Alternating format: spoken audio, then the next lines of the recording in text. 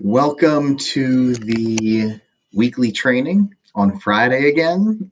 Sorry for getting this out on the last day of the week, but that's what happens when there is a lot of snow. So we're getting this out every week. Sorry again for the delay. Three things that I want to cover today. First is safety, and then I want to talk about the opportunity to give feedback to the office, and then finally continuing our training. So first thing is our safety tip. For this week, the safety tip is make sure you have your headlights on when your wiper blades are on. So whether that's snow or rain, anytime your wipers are on, your headlight should be on as well. And when in doubt, just keep your headlights on at all times.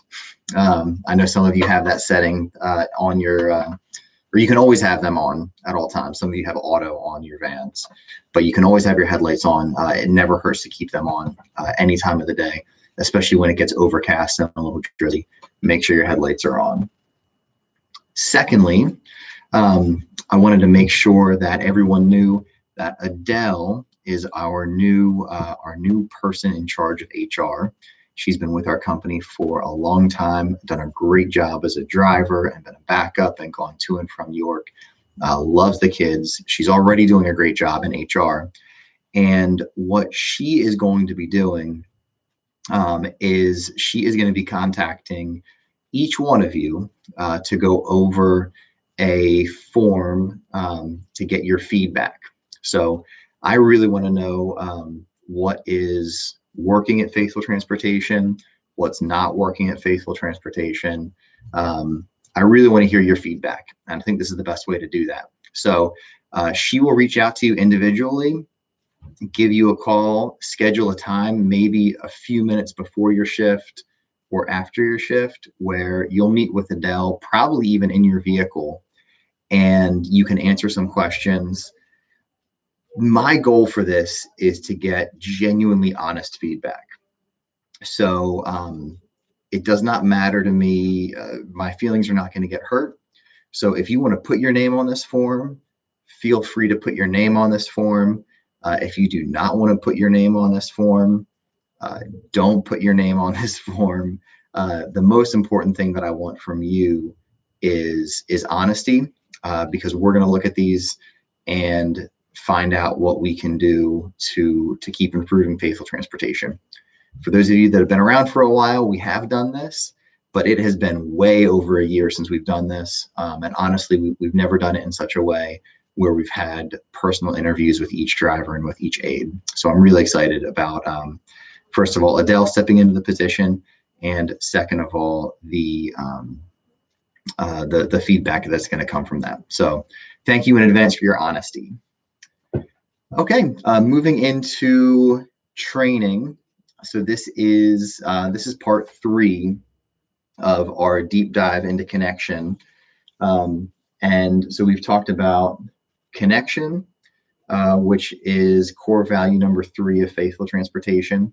So our mission is that every student feels valued and has a safe run. Our core values are safety, professionalism, and connection. So we talked about the importance of connection and how that undergirds and is kind of the heartbeat of this business. Last week we talked about the forgiveness aspect of it. So originally we defined connection as like an invisible string between you and the students. Then last week we talked about when there's an issue, when the student breaks that string connection, what forgiveness looks like. And today we're going to be talking about reestablishing boundaries. When there's an incident, what do you do to reestablish boundaries? So I want to reiterate one thing that may or may not have been clear last week, which is all of last week's kind of lesson or training, that was all something that is internal. So that's something that does not need to be shared, should not be shared with the student or the teacher or the person. But we talked about forgiving the student, how to forgive. All those different things are happening internally. So you've already done this work to get yourself to forgive the student. Now we're talking about reestablishing boundaries, because at the end of the day, our top priority is safety, and we need to ensure that this student is able to be safely transported. So, reestablishing boundaries after an incident. First of all, a warm welcome is essential. You've already forgiven the student from your heart. You may need to fake this step. It's okay to fake a warm welcome for a student that you're not actually feeling like you want to warmly welcome. But when you greet them by saying, "I am so glad you're here today," the next time you see them after an incident, you are communicating that you are immovable. And that communication is way more powerful than punishing the student with your emotions. It may seem like weakness, but it actually isn't. It communicates, man, you can't rattle me. When you warmly reconnect to the student, that's what you're communicating. And this is very, very powerful for this student. And at the end of the day, is going to make them feel safe and feel respected. And that's what we're going for. So firstly, warm welcome. Secondly, know what these new boundaries are. So if you need to change what's happening on the van, you need to know that in advance. So if you need to establish new boundaries on the van, they should be developed with someone in our office and also the students' teaching team, some the teacher, principal, TSS, something like that, so that these new boundaries can be enforced. Because remember, like we talked about before, you are never the punisher in this situation. And we're developing boundaries. We want to make sure that there is a team of people to help you enforce those boundaries. Because if you decide to go out on your own and establish a new boundary, but that may or may not work with the teacher, you're going to end up being hung out to dry, and that's not going to feel very good. So you as the driver, we want your feedback to get started, know exactly where the boundaries are, and also where you're going to get backup from management here at Faithful Transportation and the school district. These need to be discussed in advance, and scenarios need to be discussed in advance as well. So what happens if the student does not comply to this new boundary? Let's say the boundary is giving a backpack to the driver. What happens if they don't do that? Do you deny transportation for the morning? Do you allow them on but write up the student? You need to know in advance what type of consequence the student's going to receive so that you can communicate to them, and so that the enforcers, management and FT, and really primarily the school, because we don't have much enforcing power, can communicate to them. You are not a lone ranger in the situation, so please do not act like one. We are here to support you, and the teachers are here to support you as well.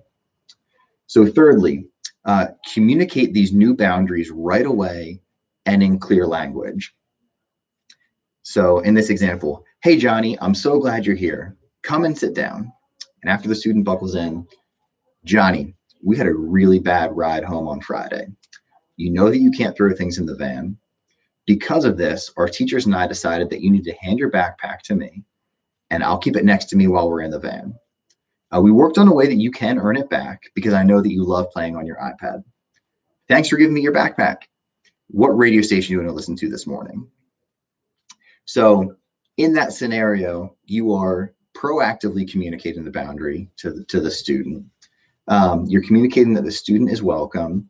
You're communicating that you've worked on this with your teachers, with his teachers, and you're communicating that there's a possibility for redemption, that he can earn back what he wants. That you're also acknowledging his feelings that, hey, this is not advantageous to him. So what happens if that interaction doesn't go well? Well, if we've gone through the process, you've already established this plan with management so that the student can be held accountable and so that you can be backed up as the authority in that vehicle. So in summary, when you are reestablishing connection and boundaries after an incident, number one, give a warm welcome. This communicates strength. Number two, develop these new boundaries in advance with management at Faithful Transportation and in conjunction with the student's teachers. Know what the consequences are of the student violating these new boundaries So that's step number 3. You can communicate these new boundaries as clearly as you can as soon as that student arrives on the van. Following these steps won't ensure success, but it will definitely set you up for success and increase the probability that you will have safe, happy students, and that you'll love your job here at Faithful Transportation. Have a great weekend, and I will talk to you earlier in the week next week. I promise. Have a great one.